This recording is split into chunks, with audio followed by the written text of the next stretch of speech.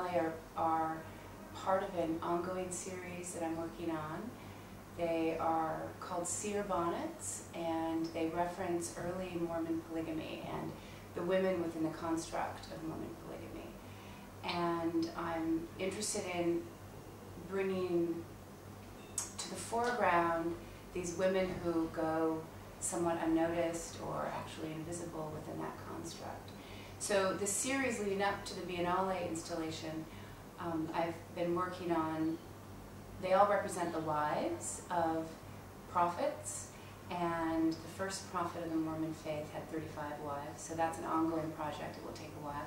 But for the Biennale, I've been focusing on the fifth prophet of the Mormon church, and his, not him, but actually his wives, and he had 9, so the bonnets all stand in for each of those wives, and he actually was my great-great-grandfather, so it's connected to my own personal history. And they consist of about, each bonnet consists of about, they're pioneer bonnets, so they're sort of colonial, original bonnets that were worn in the 1800s, probably in a number of places, but the Mormon ones were quite particular. And each bonnet is covered in roughly 20,000 pearl corsage pins. So they're really quite, they're sort of beautiful to see at first glance, and then they're actually really quite dangerous and unwearable, actually.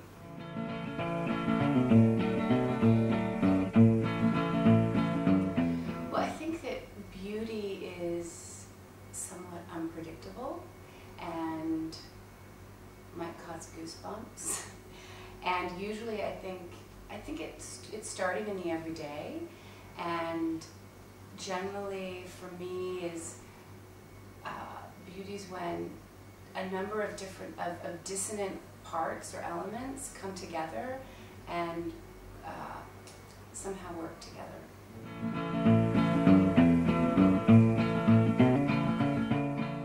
I think David's talking about it from a distance, sort of a critical distance, and when I think about distance, I think about, I mean, obviously distance, that we have 2 points in distance, but I'm actually interested in the line that's connecting those 2 points, and maybe it's the journey or the line more than the 2 points, those kind of polarities in a funny way. I mean, it can't exist without the 2 points or multiple points, but I am interested in what happens when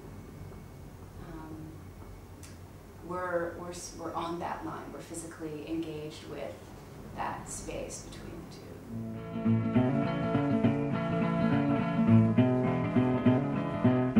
Well, I'm not sure if I fully know, because I've been sort of running around and I've been working with, for my performance, I've been working with volunteers from Australia. So for me, the rehearsals, I feel like I'm getting sort of a sense of this place. Well, I think it's important that what it's done is made me think about the work outside of the U.S., because there's so much reference to U.S. history, and so what does it mean when it's outside of that landscape, and if I'm interested in finding parallels, if there are any,